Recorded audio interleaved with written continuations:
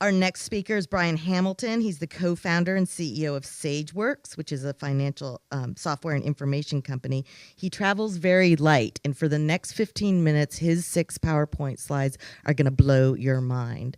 Really, you want to make that bathroom break really fast. So as soon as Brian is up there, let us welcome the other Brian Hamilton. Thank you very much.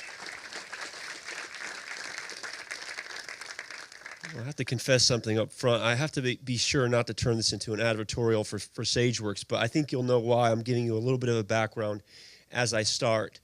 Our company, Sageworks, is the developer of a technology called Find. We basically take financial statement numbers and convert those numbers into words. It sounds like a lot of people might appreciate that type of thing. But it's all AI-based, and we sell to bankers and we sell to accountants. And the reason that I'm mentioning that is because each day there's about 1,000 companies that are run through our system, and they're privately held companies. So they go through our system, we kind of take all the financial stuff, and we throw it out into a narrative description of any particular company.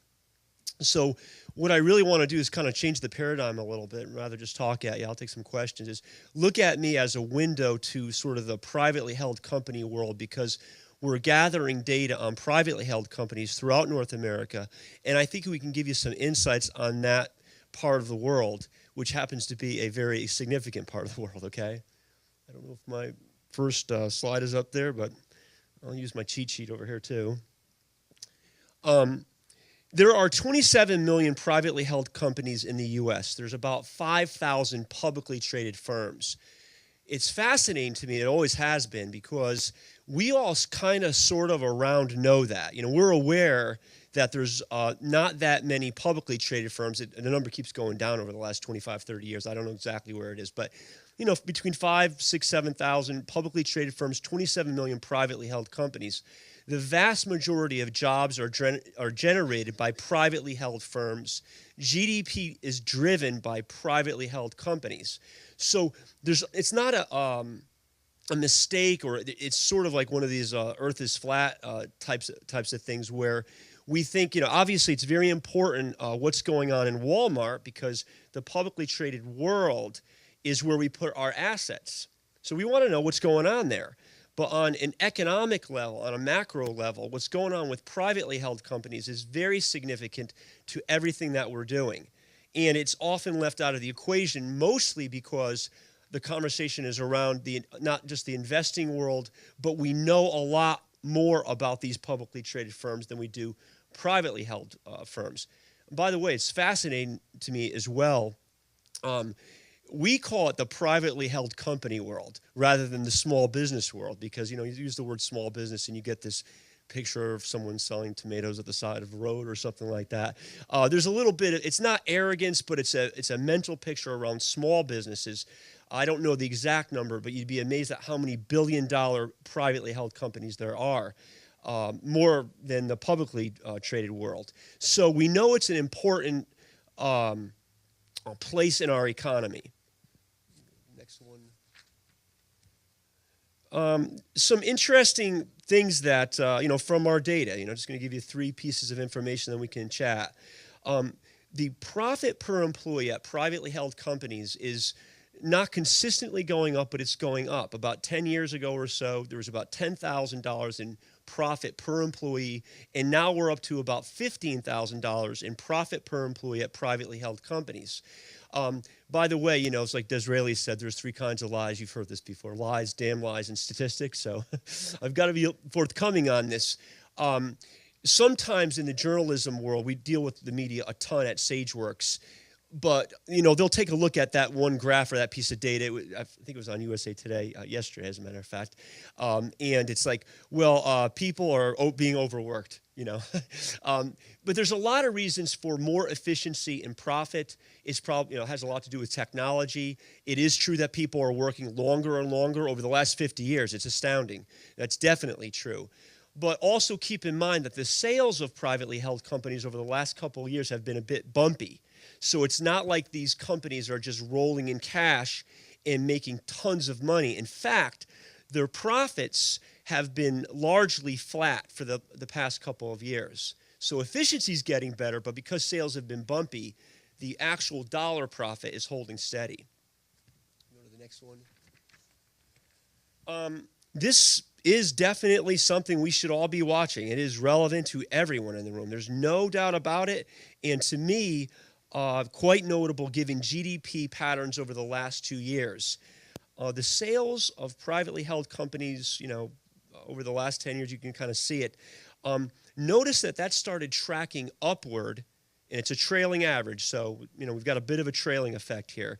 But it started going up about, the end of 2010. But right now, through 2011, on a trailing basis, privately held company revenue is up about 6-7%. Now that is incredible. It's very, very important because it doesn't matter whether you're in the publicly held world or the privately held world. It doesn't really matter.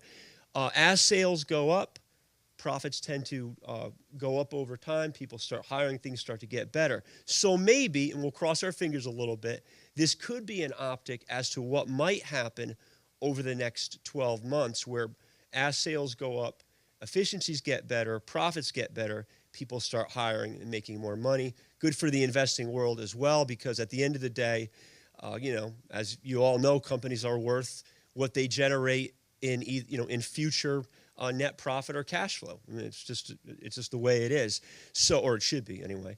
And so this bodes pretty well. We don't know exactly what's going to happen in 12 months, but it's a good statistic rather than a bad one.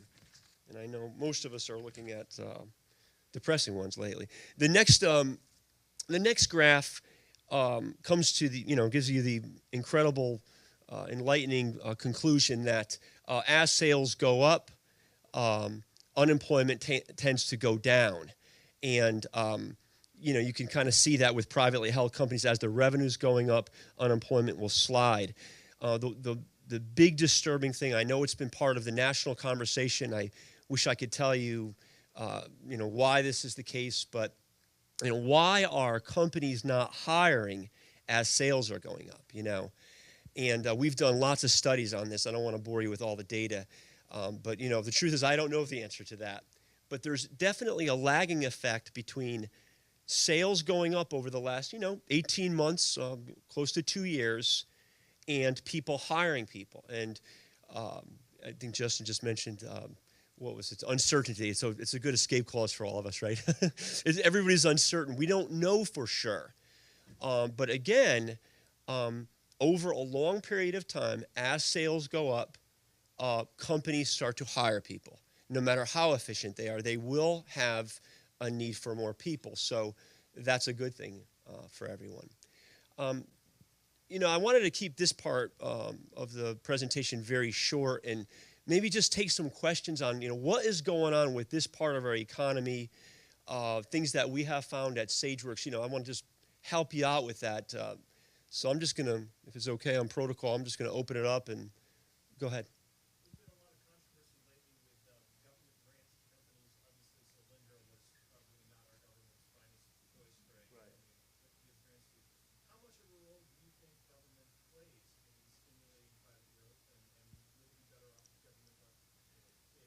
Yeah, I'm smiling because it sounds like a very benign question, but wow, where do I start? No, it's a good question, and the answer really is I don't know. I really don't know. So I'm going to look at this from it's kind of a bit of an AI trick, or we deal with expert system stuff, and I go from the back and go forward, and look at what maybe we shouldn't have. In looking at the economy over the last 2 or 3 years, what we have seen is that when the government has introduced things, it has sometimes created uncertainty. Where is that coming from? We don't know. But whenever you introduce uncertainty to this sector of the economy, it makes them hesitant. And that is not an academic argument, by the way. I want to talk a little bit about that. You've got to think about these people running companies. They're individuals usually. There's big private companies, no question. But a lot of them are individuals. So they have expenses like you do. They have a mortgage. They're sending their kids to college, which I've learned about this year. Carolina, by the way, which is a good deal. But they've got mortgages, they've got car debt. They are operating on an average net profit margin of between 3 and 5%. Wow. Right? So for every dollar they're selling, they're making about 3 cents to 5 cents in profit over a long period of time. So when I look at the government's role, I look at it from the perspective of a private company and say, let's not disrupt the flow of their businesses. And so it's not to make an argument that, the free market economy always works. It doesn't. We know that's not true. We sell every day to CFOs and accountants and bankers, and they're always complaining about government interference, as they should. They're finance people. But I say, well, the truth is, if we could govern ourselves, we wouldn't have had the stuff we had in the early 2000s. So we need some government role, but it's really the perspective of when something's introduced, let's look very carefully at how it is going to affect this part of our economy. Because if we're messing with this, we will not create job growth. And I hope that answers your question. Go ahead. Are you seeing any trends, as you said, as sales pick up, companies tend to hire. Are you seeing any trends where instead of hiring domestic employees, they're hiring, these small private companies are hiring offshore for the lower wage business? Right. Technology and the internet allowing that to work? Yeah, great question. We don't track that in our system, actually. We don't track that. Good question, though. Yep. So I want to go back to your answer really quick. You talk about uncertainty as inhibiting this sector of the economy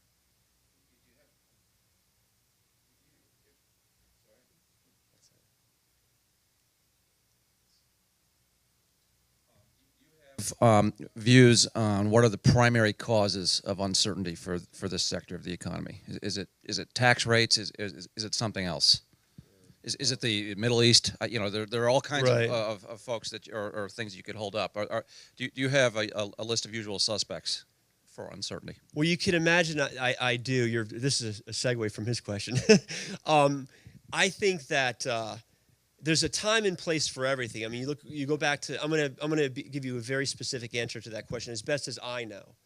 But if you go back to the 30s, we've had depressions and we've had major recessions.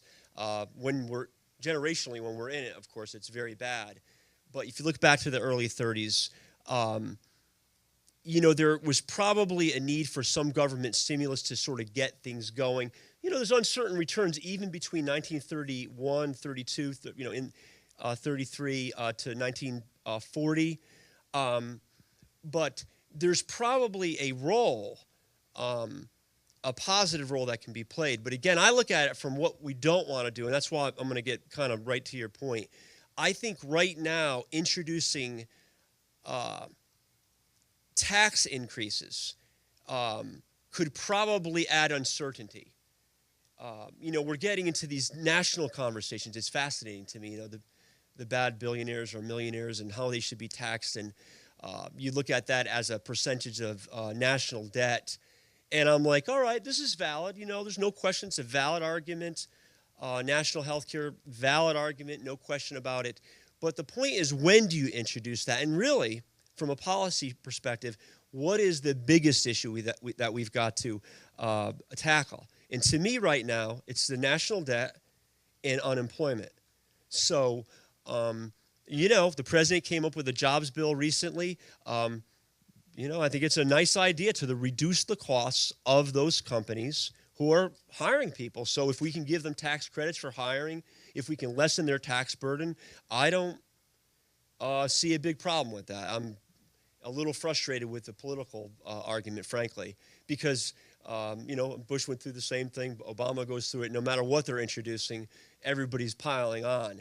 And the fact of the matter is that from a government perspective, if we can reduce the costs of those companies and not throw too many other things around and create noise, then they will feel better and they will hire people.